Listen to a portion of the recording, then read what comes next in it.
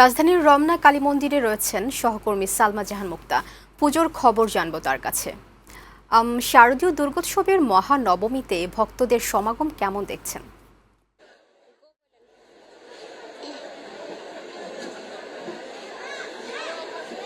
হ্যাঁ লামিয়া, আপনি যেমনটি বলছিলেন, আমি এখন আছি রাজধানীর রমনা শ্রী শ্রী কালী মন্দিরে।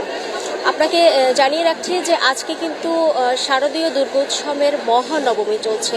মহানবমী এই দিনটির আসলে বিশেষত্ব হচ্ছে যে এই দিন দেবী দুর্গাকে চণ্ডীরূপে আরাধনা করা হয়।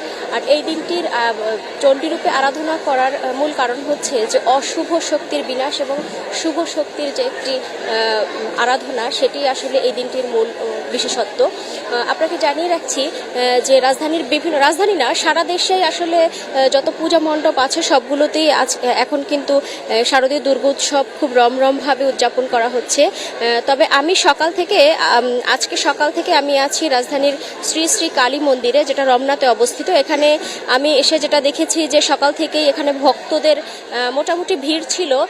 সকাল থেকে একটু কম ছিল, কারণ হচ্ছে আপনি জানেন হয়তো যে গতকাল রাত থেকে কিন্তু প্রচুর বৃষ্টিপাত হয়েছে এবং সেটা সকাল পর্যন্ত ছিল, যার জন্য মানুষ প্রথম দিকে আনাগোনা একটু কম ছিল। তবে এর পরে কিন্তু ভক্তদের উপচে পড়া ভিড় এখানে আমি লক্ষ্য করেছি।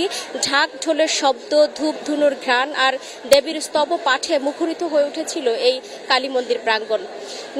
আপনাকে এর আগেও বলেছি আমি যে নবমী মূলত দেবী দুর্গার চণ্ডীরূপে আরাধনার দিন। শক্তি, সাহস আর অশুভ শক্তির বিনাশের প্রতীক এই পূজায় ভক্তরা তাদের দেবীর পায়ে অর্ঘ্য নিবেদন করে, প্রার্থনা করেন নিজেদের জীবনের শান্তি ও মঙ্গল কামনায়। অনেকেই পরিবার পরিজন নিয়ে কিন্তু এসেছে দেবীর চরণে প্রণাম জানাতে, কেউ আবার অংশ নিয়েছে চণ্ডীপাঠ ও অঞ্জলি অর্পণে। আপনাকে আরেকটা জিনিস জানিয়ে রাখছি যে এখানে কিন্তু প্রতিদিনই আইন শৃঙ্খলা বাহিনীর পক্ষ থেকে টহল দেওয়া হচ্ছে। আয়োজক কমিটির সাথে কথা বলে জেনেছি যে সকাল থেকে র্যাবের ডগ স্কোয়াড থেকে র্যাবের একটি টিম এসে এখানে নিরাপত্তা বিশ্লেষণ করে গেছে, নিরাপত্তাটি নিশ্চিত করে গেছে। তো এভাবেই আসলে প্রত্যেকটা পূজা মণ্ডপের নিরাপত্তা নিশ্চিত করা হয়। সবশেষে যেটা বলতে চাচ্ছি যে আপনি হয়তো জানেন যে কালকে কিন্তু দশমী, এবং দশমীর মাধ্যমেই আসলে ধন্যবাদ।